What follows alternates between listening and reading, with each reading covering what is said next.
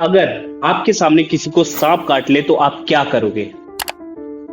Hey everyone, this side Manjeet Singh, pre final student from GMC Saharanpur. Monsoon का season आने वाला है और ये सीजन सबसे फेवरेबल एनवायरनमेंट होता है स्किन डिसऑर्डर्स और फंगल इन्फेक्शन के लिए। लेकिन इस सीजन में एक चीज का रिस्क और ज्यादा बढ़ जाता है and that is snake bite.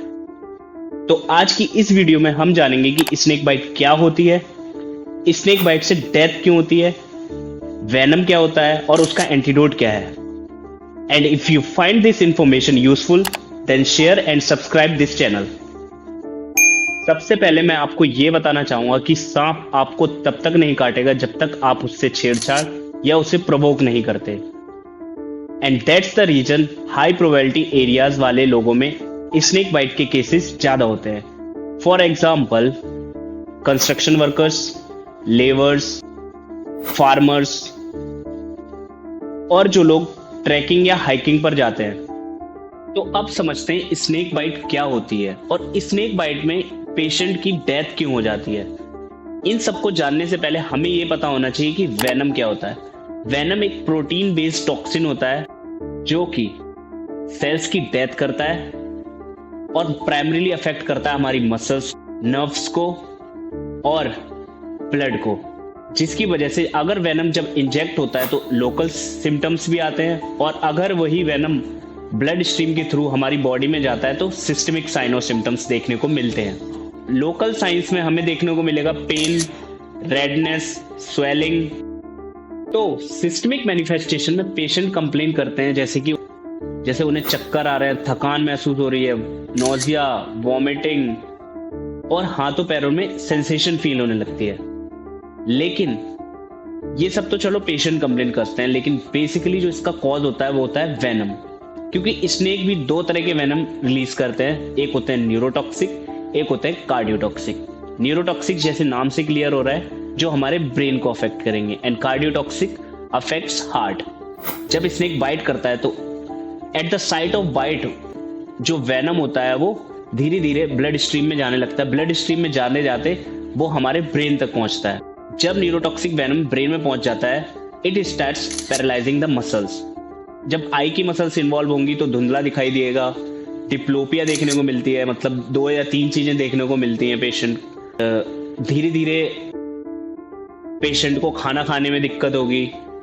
Then it started affecting respiratory muscles, जिसकी वजह से एस्फेक्सिया होगी और पेशेंट की डेथ हो जाती है। न्यूरोटॉक्सिक वेनमस स्नेक्स जैसे कि कोबरा, क्रेट, इन सब के बाद दूसरे टाइप के स्नेक्स होते हैं जो होते हैं कार्डियोटॉक्सिक, जो इन्वॉल्व करते हैं हमारे हार्ट को। अगर कोई कार्डियोटॉक्सिक वेनमस स्नेक बाइट करता है तो सबसे पहले जो हमें सिम्टम्स देखने को मिलते हैं, क्या ब्लड प्रेशर कम हो जाता है। क्योंकि जो कार्डियोटॉक्सिक वेनम होता है उसका काम होता है ब्लड को क्लॉट कराने का।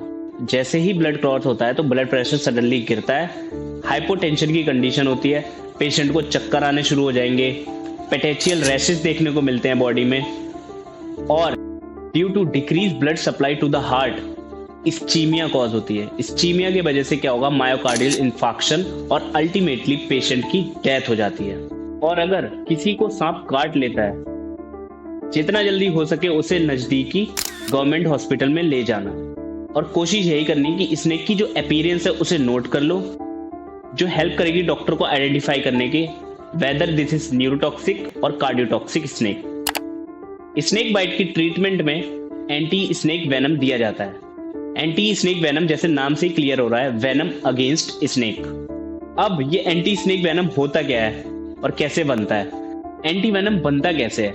हमारे इंडिया में बहुत सारे सेंटर्स हैं जहां सबसे पहले स्नेक के वेनम को निकाला जाता है। उस वेनम को सीरियल डाइल्यूशन करने के बाद हॉर्स या शीप में इंजेक्ट किया जाता है और जैसे ही ये वेनम हॉर्स या शीप के ब्लड के कांटेक्ट में आता है तो उनका ब्लड उनके खिलाफ एंटीबॉडीज प्रोड्यूस करता है और जो एंटीबॉडीज प्रोड्यूस करने के बाद उनके सीरम को निकाल लिया जाता है जिससे एंटी वेनम बनाया जाता है।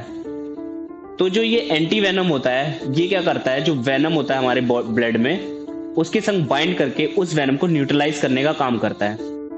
तो स्नेक बाइट की कंडीशन में ये एंटी वेनम जितना जल्दी हो सके उतना ही ज्यादा बेनिफिशियल होता है पेशेंट के लिए। स्नेक बाइट की कंडीशन में सबसे इंपॉर्टेंट ये हो जाता है कि हमें क्या करना चाहिए और क्या नहीं करना चाहिए। सबसे पहले stay calm and reassure the patient. और हो सके तो स्नेक की अपीयरेंस को नोट कर लीजिए, जो डॉक्टर्स को हेल्प करेगा in identification of type of snake. Panic बिल्कुल नहीं करना और भाग दौड़ बिल्कुल भी नहीं करनी। दूसरे नंबर पे हो सके तो सांप से दूरी तुरंत बना लो, क्योंकि अगर आप उस पर अटैक करने या उसे मारने की कोशिश करेंगे तो हो सकता है कि वो अपने डिफेंड में आपको दोबारा काट ले। पॉइंट नंबर 3, जिस जगह पर सांप ने काटा है उस एरिया को अकेला छोड़ दें। उसके ऊपर कोई भी एंटी स्नेक वेनम या कोई भी इंजेक्शन लगाने की कोशिश नहीं करनी है। हो सके तो जितने भी टाइट क्लोथ्स हैं, ज्वेलरीज हैं, बेल्ट है, सॉक्स हैं, इन सबको निकाल दें ताकि सर्कुलेशन अच्छे से हो सके। और बिटन एरिया को बांधने की गलती बिल्कुल नहीं करनी, क्योंकि हो सकता है इससे पेशेंट की सर्कुलेशन अफेक्ट हो जाए और it can lead to the necrosis of that part. जितना जल्दी हो सके अपने नियरेस्ट मेडिकल फैसिलिटी को अप्रोच करना है और ट्रेडिशनल मेथड के चक्कर में बिल्कुल भी नहीं रहना।